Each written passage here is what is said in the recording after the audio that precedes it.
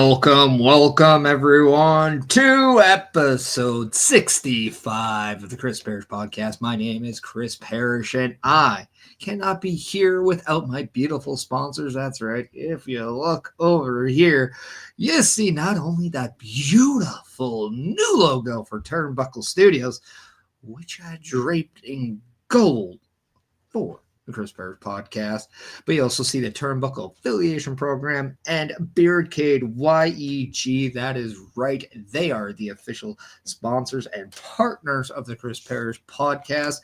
And if you want more information about the Turnbuckle Affiliation Program, please check out affiliationprogram.my.canva.site.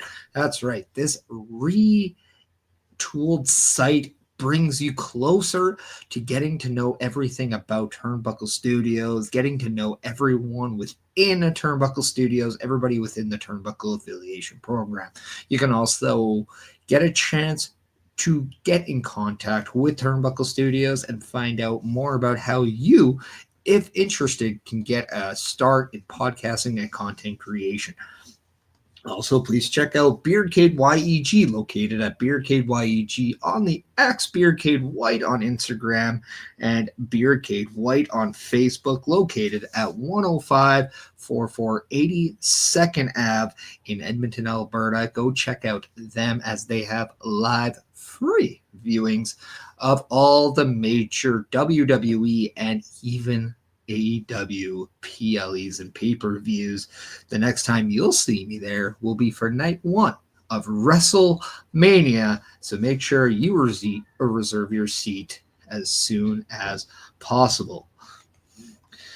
Want to say hello to everyone in the chat, one being Basser. How are you doing, buddy? I miss you. I am so happy to see you. How are you doing? What's up to you? Also, if you are on all the platforms, whether it's the 5 platforms of Doom, that is the Facebook, YouTube, Twitch, X, and Instagram, I ask if you can just help like, share, subscribe, all that great stuff. And if you want to interact, I welcome it. I just ask you to be polite, be respectful, and let's have some fun. And more importantly, Bastard coming in and saying one of the best PPW shows in history, my man. I mean, I'm still waiting on my booking. I thought you were getting that on me, but all jokes aside, man, I'm very happy for you. I'm very happy that PPW is doing great.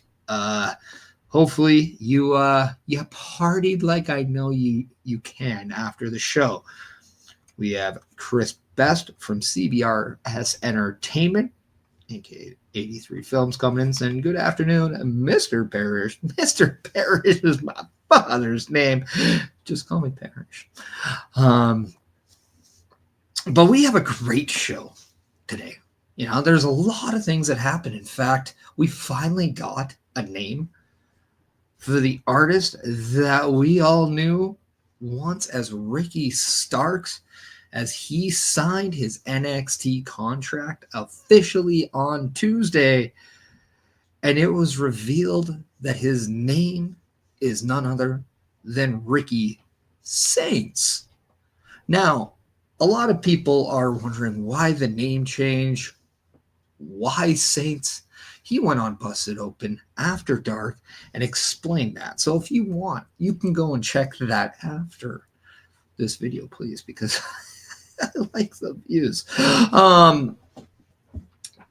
But he said he's a product of Louisiana, and Saints is very much a product of Louisiana. It's more than just the name of the football team. Who dat? But it's also the closest thing you can get to Starks. Now, obviously, it begs the question, why did you even change the name at all? We've seen Sean Spears go from AEW to WWE and NXT. We've seen All Ego Ethan Page do the same, and their names were kept. Now, if you want to know why I think that's the case, I do strongly believe that it has something to do with the legal name, and I wonder if Ricky Starks being is his legal name, and they wanted to trademark the name, and therefore it's a lot easier to trademark a new name and not. I don't think you can trademark a legal name. We see a lot of people in past, like Walter changed his name to Gunther. Now there's just a lot of moving parts, I'm sure, to this decision. I'm sure that may or may not even have anything to do with it. This is just something that I think may have had something to do with it. I don't have any insider information. I just have an opinion that I've taken to my broadcast and put it out there. But that's besides the points, people. But at the same time, what I love is that he's taken something that's a part of his heritage, part of his culture, and part of his history, his own intimate history, and he's making it a part of his future. And a lot can be said about the name change in general, but the fact that he is on board with it, he's very happy with it. I think that's really all it should be about. I shouldn't matter about what the name is. I personally, if you ask me, of course I like it. I'm a New Orleans Saints fan, so why wouldn't I appreciate it a little bit? So, but at the same time, I want to see what he does with his name. What does he do as Ricky Saints? I think that's the question that we're all invested in, because I think the more that he does as Ricky Saints, the more we will appreciate the name just as a whole. And because of that, I think we're going to see a lot of stock. I remember Bryan Danielson was once asked in an interview when he changed to Daniel Bryan, saying that a good niche of fans knew me as Bryan Danielson, but when I became Daniel Bryan, that fan base completely got bigger. It just completely exploded, and now a lot more people worldwide knew me as Daniel Bryan than they did know me as Bryan Danielson. And that might be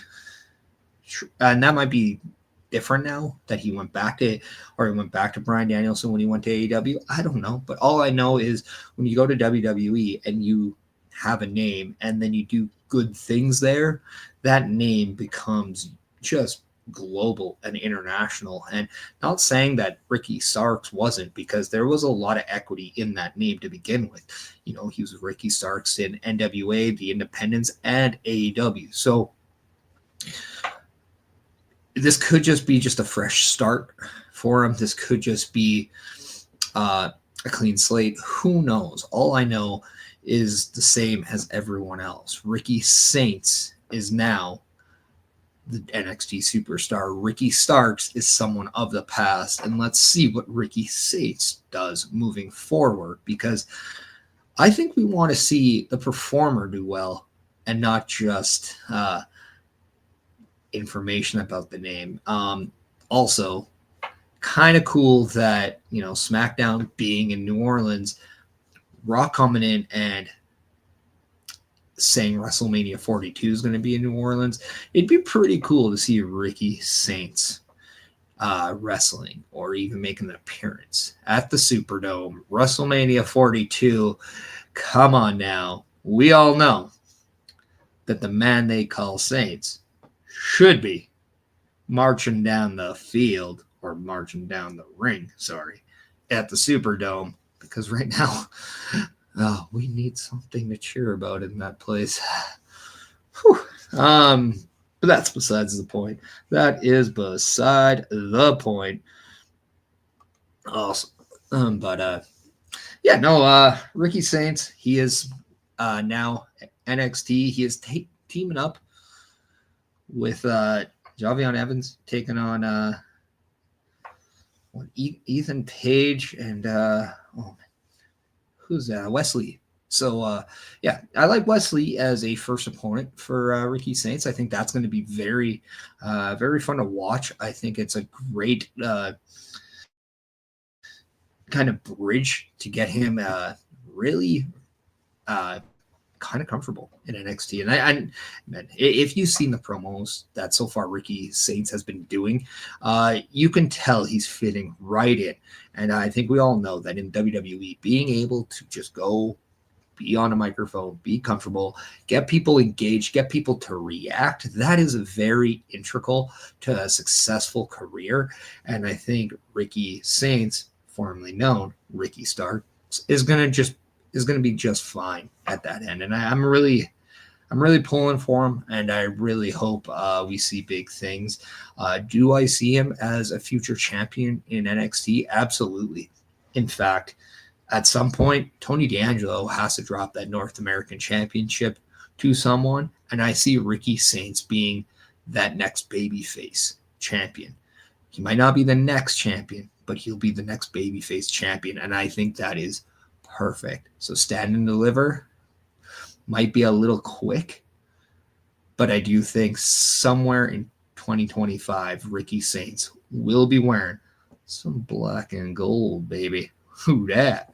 But yeah, let me know more about Ricky Saints. Do you guys like it? Let me know. Are you a fan? Are you okay with the name change? Does the name change bug you, or are you open to seeing kind of where it goes? Because that is now the reality. Whether or not you like the name change or not, that's just an opinion, and everyone's entitled to that. We're not going to do anything about getting the name back. I don't think that is an option. But what we do know is Ricky Saints is the future for this performer, and I'm very much looking forward to the future of Ricky Saints. Now, I did ask for everyone to, if they could, leave a description or all that stuff. If you're wondering kind of what that entails, well, on Facebook, if you just like the video, you have a chance to hit an emoticon of any sort, a thumbs up, thumbs down, happy face, mad face, whatever it is, something. If you want to hit some, I don't know, it doesn't even matter. If it's a poop emoji, that'd be funny, actually. So I prefer like the heart. I mean, I'd rather be liked than crapped on, but I mean, it is what it is. But on the YouTube side, if you want to just hit the thumbs up on there, hit that notification bell button. That's all I ask. It helps out the channel a lot. And then obviously on the Twitch side, just subscribe to the channel and get engaged, get interactive on the chat and on the X. I don't think you can do much other than just share it. Same thing with the Instagram. If you are on Instagram and I don't get to your messages right away, I do apologize. For whatever reason, we cannot link Instagram right now to StreamYard, which I do stream through. So it is something that I'm working towards and hope to get one day. So if you want, help me out with that. Just message StreamYard and be like, hey, we want to be able to get our Instagram comments through.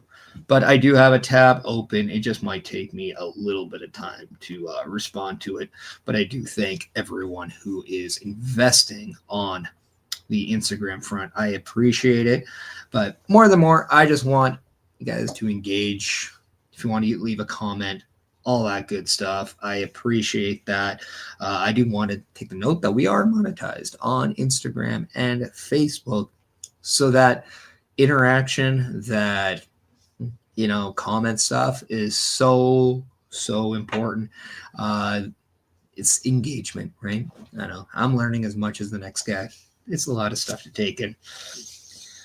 Speaking of stuff to take in, we got met by the TNA X Division champion on NXT on Tuesday. That's right. Moose is in the ring, basically claiming his kingdom, ruling the grounds of NXT after his win in that triple threat at Vengeance Day, only for Moose to interrupt the NXT champion, basically saying this match needs to happen. Oba Femi says this match will happen, but just that mere sight of Moose and Oba Femi, those are two big boys getting in that ring. That match is going to be an absolute barn burner. It's going to be physical. It's going to be demanding. And I'm very happy I'm not the little guy stuck in a triple threat with those guys, because I am going to get murdered if that was the case. And I don't want to get murdered. Perish is just my name. It's not what I do. Okay. But it was more or less confirmed on TNA that we are going to see Moose versus Oba Femi for that NXT championship. Now, I believe that it's at Roadblock, if I'm not mistaken. Best, I know you're in here. Please confirm if that is correct. It's either that or their TNA's show, but one of the two. We are seeing Moose versus Oba Femi for the NXT title. Count me in, because I want to see destruction. I want to see a good old-fashioned melee. I want to see two guys go to war against each other over a coveted prize like the NXT Championship. And I can't think of two men who will go to extreme length to just put pain on another than an Oba Femi, then a Moose.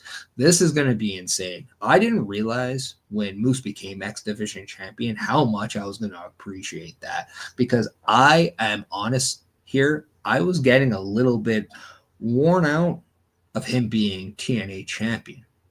So when he did finally lose that championship and Nick Nemeth actually won it in that 6-man, I was okay with it. I just wanted to see, okay, now what's next? And then it was the X Division Championship, and I was really, I don't want to say off put, but I was really confused by that decision. But now that I'm invested into this, the more I've seen the performances, the performances with even smaller performers, I'm in 100%. Moose is doing, I think, some of his best work right now. And CBRS Entertainment is confirming Roadblock. So thank you. I'm happy that I can be validated in the correct column. So, and then when you take it with the natural progression of Oba Femi, who I'm very happy didn't get hot-shotted onto a Raw or SmackDown, but taking the time to kind of develop a little bit more, get that attitude of every step he takes, he's confident that he is the man. He is the ruler, as he says, but he is an NXT champion. He is the top man. He is the marquee of the brand. And what I like about that is now that whenever he does eventually move to a Raw and SmackDown, he has an aura behind him that really takes shape because he believes it, he acts it, it's who he is. It's not a facade that some people do have when they tend to get hot-shotted somewhere else just because they were catching fire in NXT.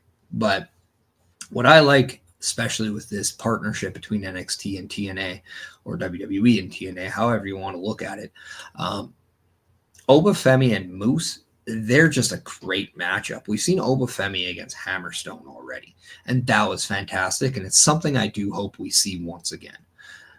But now we have this match that we did not think was possible. We did not know if we were going to get it. We didn't know if Moose was even going to be on WWE. I can tell you, I know he wanted it. I got the opportunity to share a locker room with him last year, and I can tell you he was much in favor of this opportunity, and I'm very happy for him that he did. But this match is going to just, I think it's going to shock a lot of people with how good both men are. And if you're not a fan of Oba Femi or Moose, this match at Roadblock, which by the way, it's on my birthday, March 11th. I'm excited. So if you know how excited I am, you know how excited I am that it's on my birthday, and I'm going to be just fine.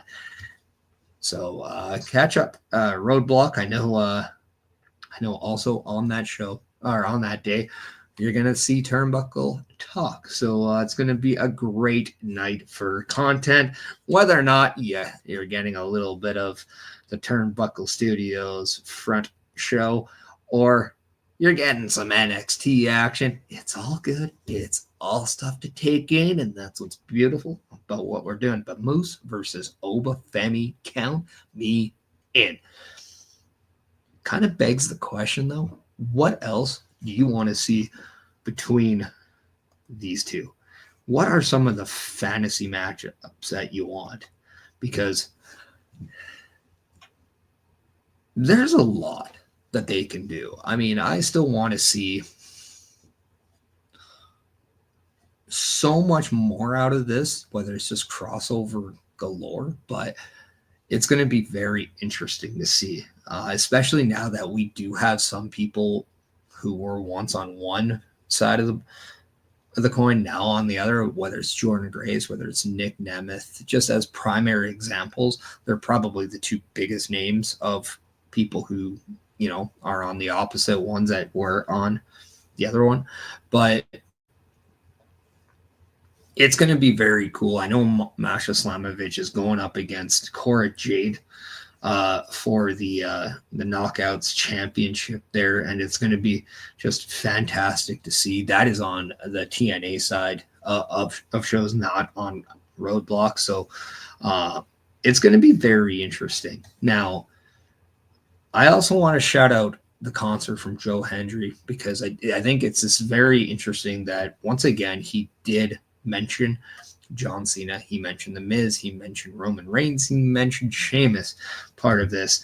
And it leads me more to wonder if they are going to do something with him and John Cena. He hasn't stopped fighting for that opportunity to go up against John Cena. And one, even if it doesn't happen at WrestleMania, you got to admire the sheer persistence of Joe Hendry, right? So that's pretty cool. But at the same time, I don't see why you need to do anything other.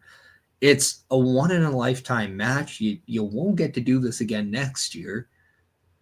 Now, I understand that maybe you have plans for John Cena, but why not make a moment that people didn't think was possible? Why don't you do something that you know every wrestling fan will be invested in?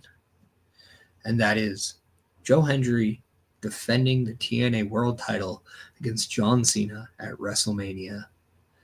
Because no matter what John Cena is trying to do to get to a title match at WrestleMania, if it's a WWE Championship, he may not be the guy for it.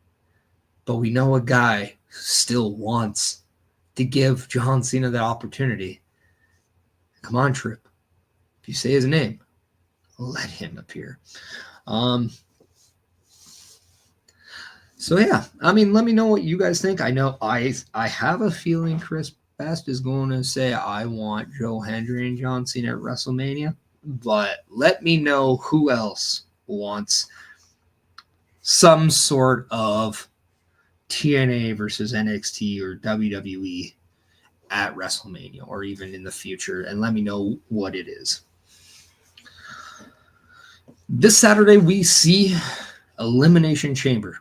And what's amazing is that we have a great show, a great event.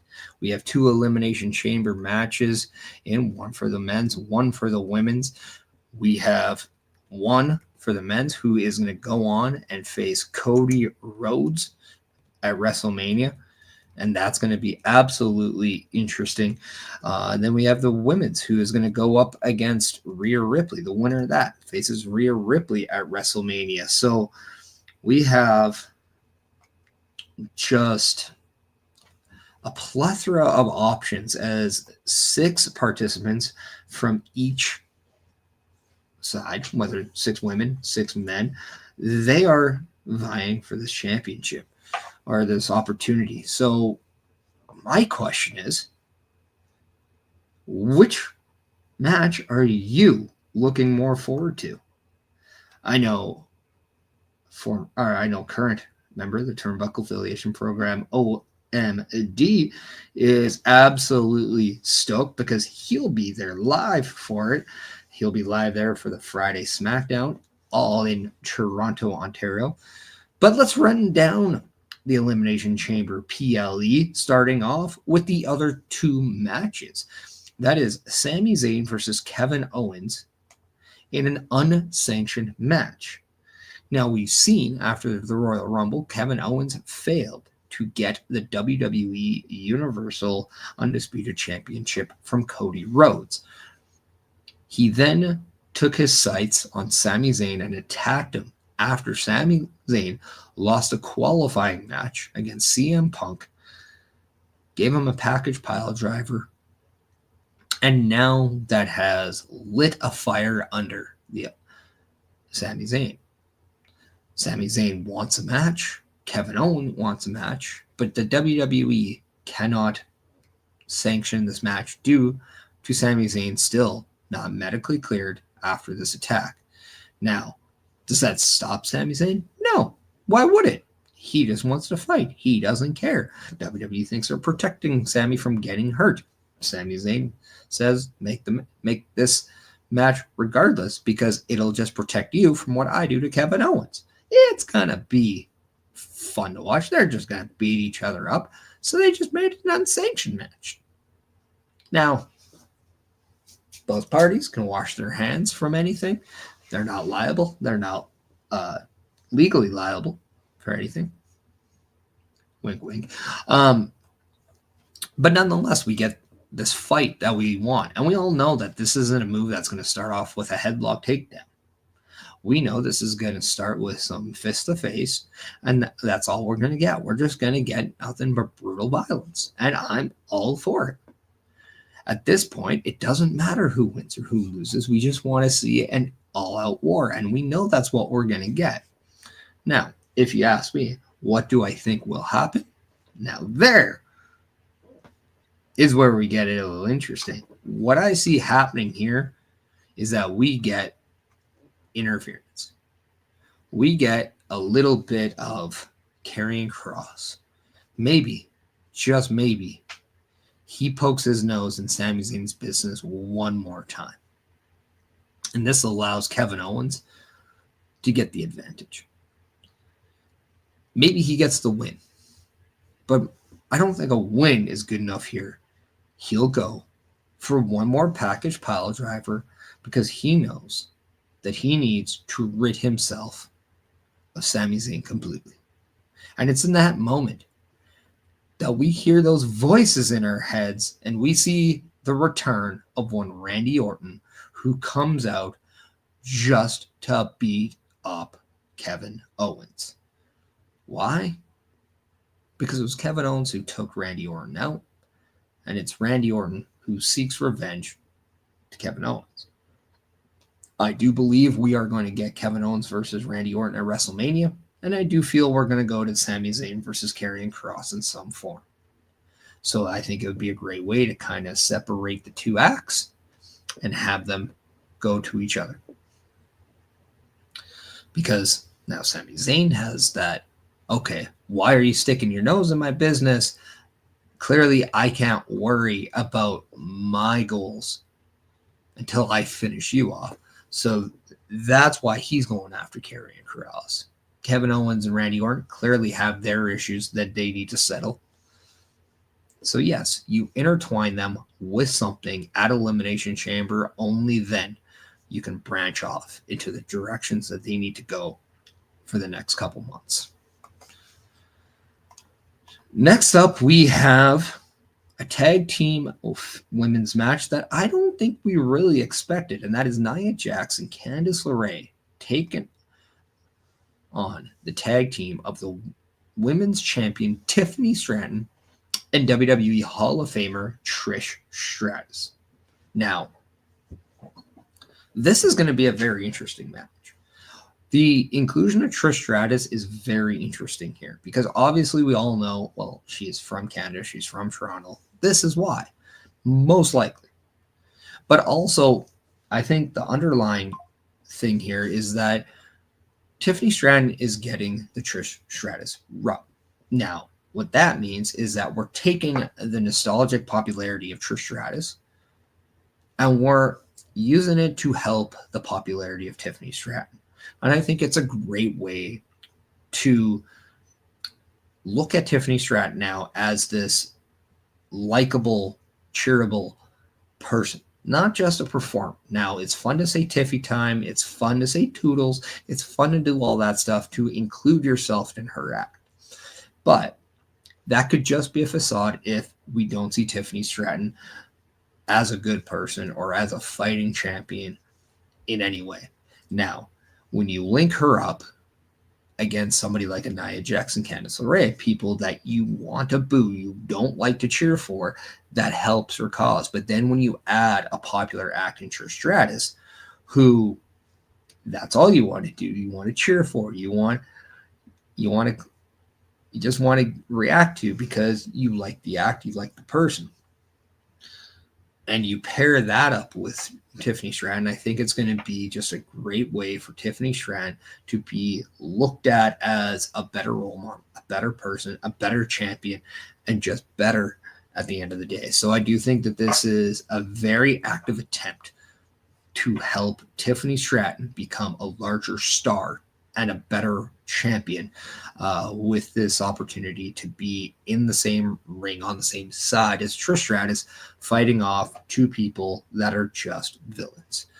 And because of that, I do have Tiffany Stratton defeating Candice LeRae in this match. It protects Nia Jax. I don't think you need to have Nia Jax take the pinfall here, but then you also save a potential match between Tiffany Stratton and Nia Jax for the future. Everybody is happy because your baby faces win here, but then also what you do is then you now create this really intense moment between Charlotte Flair and Tiffany Stratton, because that is now the direct focus of both people.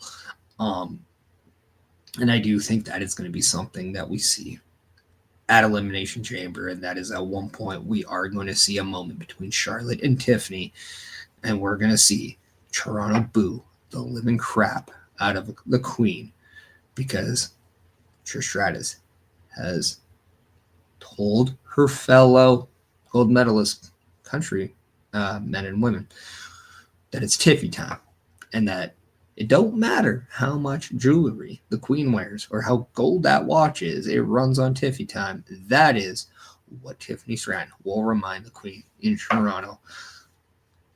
But I strongly believe that's gonna be something that happens. And then next up, we have the Women's Elimination Chamber match. Obviously, the winner of this will go on to face Rhea Ripley, the Women's World Champion, at WrestleMania 41.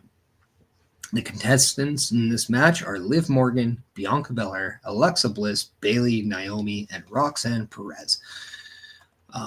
Now, if you ask me who I want to win and who I think is going to win, they're completely different answers. Because who I want to win here is actually Bayley. I don't think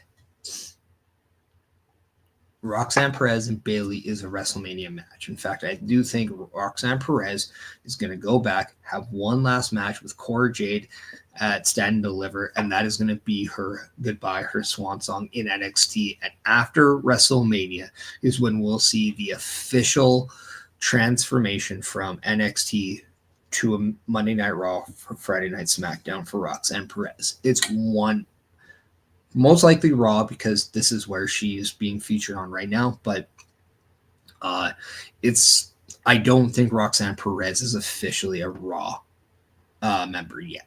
I think it's an after WrestleMania thing. And because of that, I don't see her winning. I don't see her going anywhere. I know she has a little riff with Bayley right now. It seems like there's a little bit of distance being played there. So I don't know if they're kind of saving that for later or if they're going to have more of a distinct answer or reply with at Elimination Chamber. It's going to be difficult because they are going to be inside the same structure. I even wouldn't be surprised if they start this match. Now, who I think is going to win is Bianca Belair. I do have a feeling we're going to see Naomi be the one who attacked Jade Cargill. I still believe it should be both her and Bianca, primarily Bianca. I want to see Bianca Belair and Naomi eventually being a heel act. Hello, Joe. How are you doing? But what I do want to see more than anything is I want to see Bianca Belair kind of show a new aggression to kind of just the women's roster here. I do think that it's time for that switch to be hit. But I also understand why the Bianca Belair versus Rhea Ripley match is compelling. I said this last year, and I still believe it. And I still think that Bianca Belair and Rhea Ripley are two of your best female acts in the women's division, and they are going to be a huge reason to your division for the next 5 to 10 years. And I think the more you can make this feud be iconic is by having multiple WrestleMania matches. It doesn't have to be back-to-backs. It doesn't have to be, 3 times in 4 years, but in a span of a while. I see this a little bit mirrored of a Rock Austin kind of a situation. Rock and Austin didn't exactly go back-to-back, but when they had that big match at a WrestleMania, it mattered. I believe they went 15, 17, 19, if I'm not mistaken. I know 19 was the last one. X7 there was in Houston with the Austin turn, and I do believe it was WrestleMania 50 or X5 they said, which is 15. So it's every 2 years, but again, we now look at that trio of matches and say, you know what? Those are the company's 2 biggest stars. It mattered. And I do think same things with Rhea Ripley and Bianca Belair. But if Rhea Ripley is going to be your baby face, just this monster baby face in the same, then we need Bianca Belair to be a monster heel, or vice versa. One of the 2 scenarios have to be a real thing. And I think I can get behind Bianca Belair and Rhea Ripley, especially if Jade Cargill is in fact going to be brought into that with Naomi. Then you can do Naomi and Bianca versus Rhea and Jade, which I wouldn't mind. It would help Jade out a lot if she got that Rhea Ripley rub, very similar to what I was saying with Tiffany Stratton and Trish Stratus, and then the eventual Charlotte Flair at WrestleMania. I think this is the right way to help slowly build stars, is by having better acts help them out along the way, but also have them have those acts fight their own battles and just grow within our eyes, because that's how we attach ourselves to the long-term investment of a character. Who I want to win who I want to see win this match is definitely Bayley. Who I do think will win this match is Bianca Belair. So who I'm cheering for is Bayley. Who I'd bet on is Bianca Belair. Just to kind of simplify for that. If you want one answer from me and just one answer, you're like, Perish, don't peer around the bush. Give us to us straight. It's black or white. It's either one person or it's none. I'll go Bianca Belair. When it all comes down, the bet is over. Or my bet is over my want. But come on. Who doesn't want to see Bayley in a championship match? I know I do. The next up, obviously, this is the main event. And whether or not, by the way, if there's just going to be 4 matches or not, we still have another week to this PLE, so we could see another match being added. But right now, it is just the 4 matches scheduled. But lastly, we have the men's Elimination Chamber match, and the winner will face Cody Rhodes, the undisputed WWE champion at WrestleMania 41. We have John Cena versus CM Punk versus Drew McIntyre versus Logan Paul versus Damian Priest versus Seth Rollins. Now, on SmackDown, we saw The Rock come back, and we saw one of the weirdest segments between him and Cody Rhodes. It almost felt like we had no freaking idea where this was going. But then eventually, The Rock says, I want you to be my champion. I don't want your championship. I want your soul.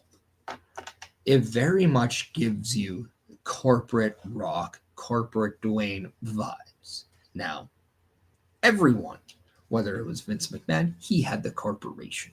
Whether or not it was Triple H, he had the authority. Dwayne Johnson, The Rock, could very well have his form of a corporate authority type group. But maybe he just wants a main act. Now, He wants Cody Rhodes.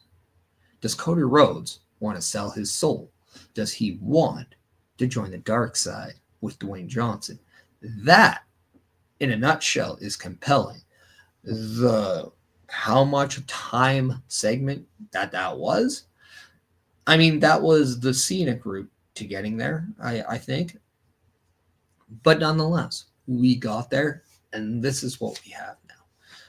So now you have to wonder, the winner of this Elimination Chamber match, are they facing Cody Rhodes, the man who's going to sell his soul? Or are they someone who's going to potentially be the one who sells their soul to Dwayne Johnson if Cody doesn't? Or is this even intertwined at all? And that, I think, is going to be the fun aspect, because everyone in this match has either a Royal Rumble or a past intertwined type thing to it. Now, you say, how? Okay. CM Punk was eliminated by Logan Paul. John Cena eliminated Logan Paul. Seth Rollins was eliminated by CM Punk. Drew McIntyre was eliminated by Damian Priest. Now, there is a lot of intertwines here. This is what I think makes a good collection of people for a match, because everyone, in a weird way, has a relationship with Cody Rhodes. Obviously, John Cena and Cody Rhodes go way back, as they've almost grown up in WWE together. Yes, at one point in their careers, they both took some time off. For John Cena, it was just more temporary time offs. For Cody Rhodes, he left, or he got let go. He went and reinvented himself and became, I guess, the poster boy for WWE, something John Cena was for a very long time. So there's that mutual working respect with one another.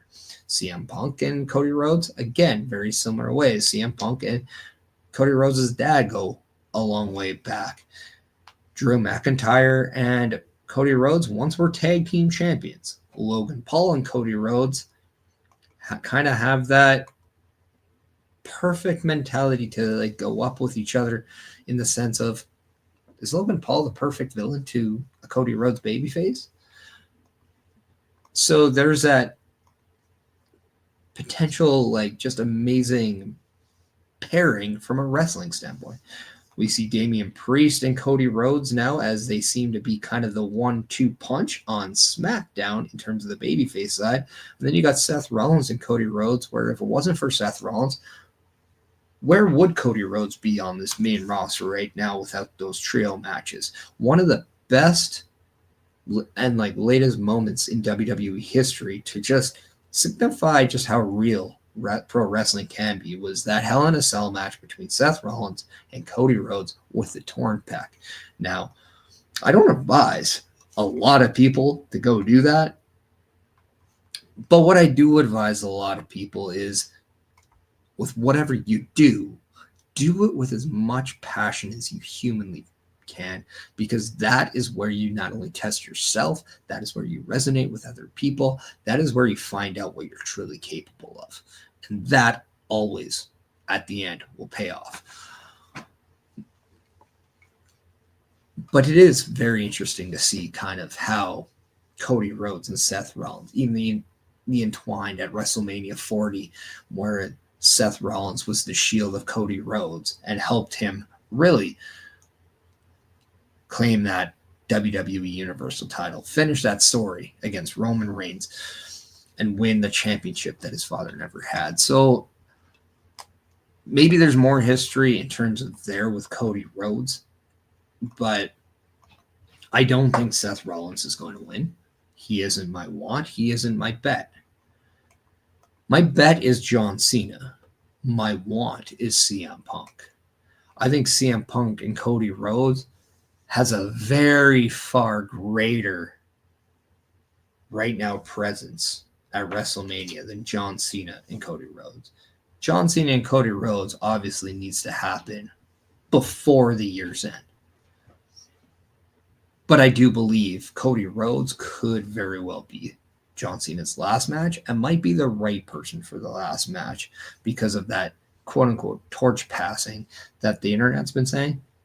But here's the thing. I don't think it really needs to happen. I think we already know that that quote-unquote imaginary torch has been passed. Would I still like to see it? Absolutely. I'm not saying I wouldn't like to see it. I'm just saying I don't think it needs to happen. But that was my family making noise. I think CM Punk and Cody Rhodes just has so many fun variables to it.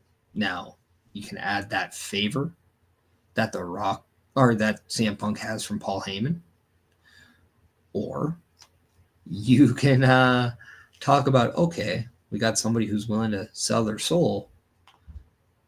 Is CM Punk a better fit to do that than Cody Rhodes? Could he sell his soul to Dwayne Johnson and take the championship from Cody Rhodes at WrestleMania? If Cody Rhodes is not fully invested in that idea, as he stated on SmackDown, that this title is not just his title, but it's the People's Championship, is CM Punk willing to do that? Because he has already stated very early after he returned to WWE, he's not here to make friends, he's here to make money. Could we relive that mentality in a more aggressive approach? I think time will tell. Not to mention, CM Punk, I think, out of everyone, is a very polarizing figure here. And I think I have a lot of stock in at least the right now future, more than anybody in this match.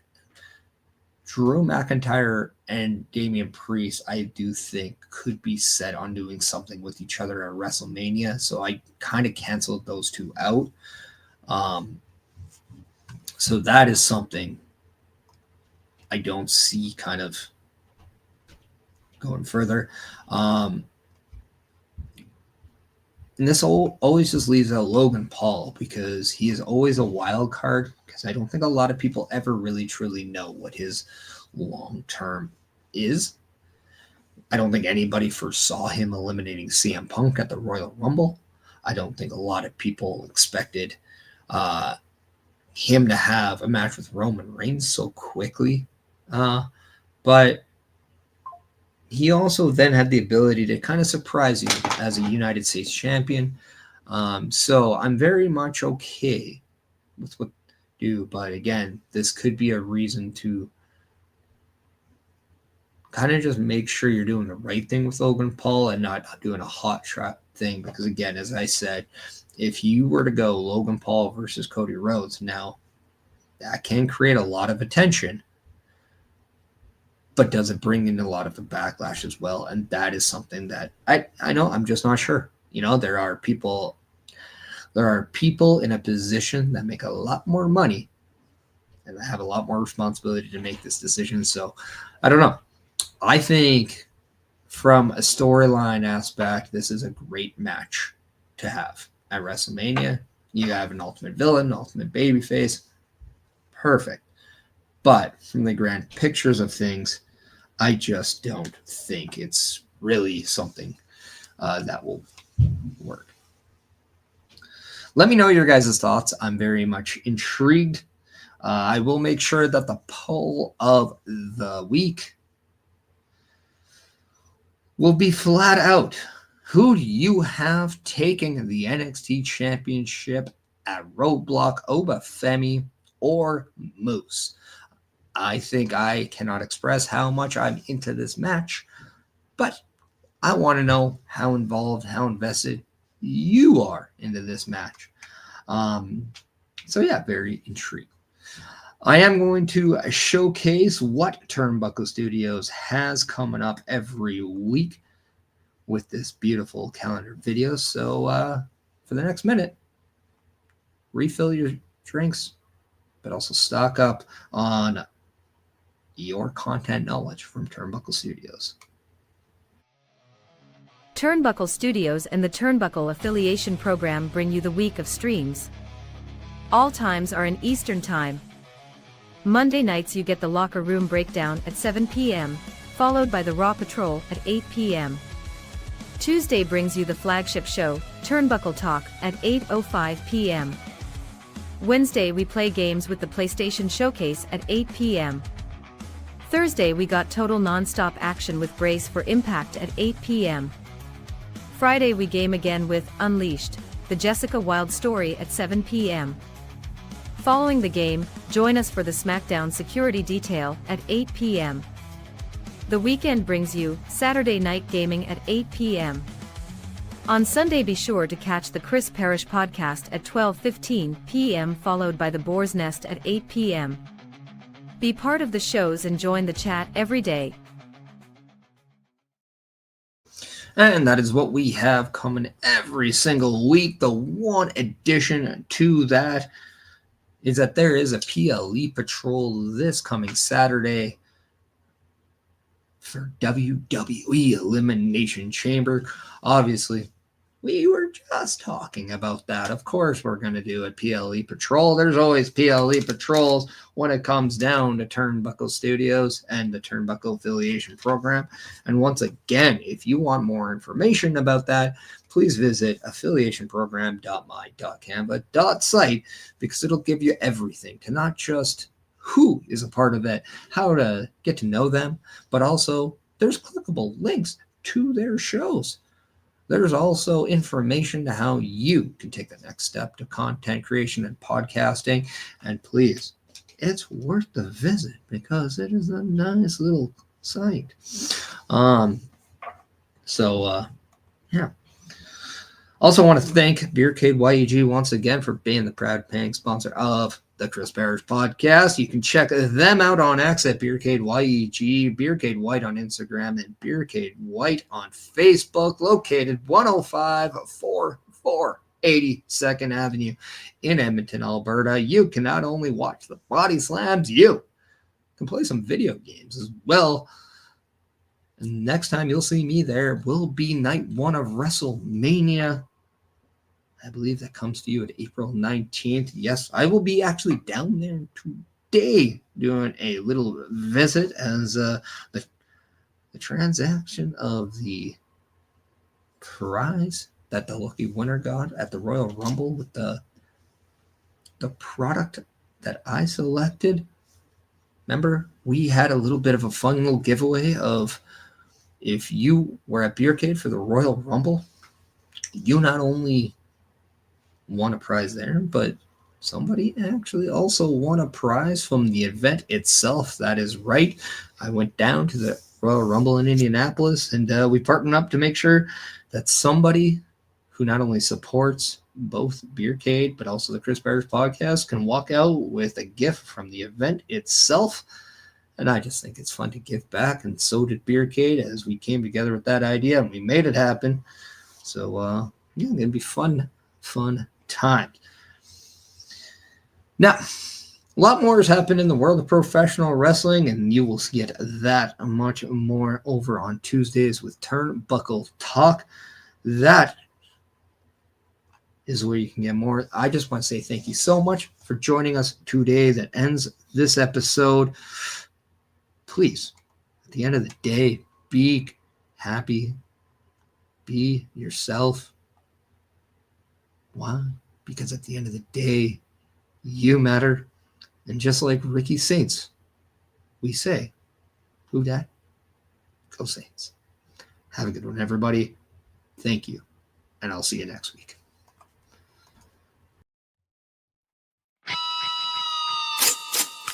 Rip through the clouds, faster, catch us from falling ropes to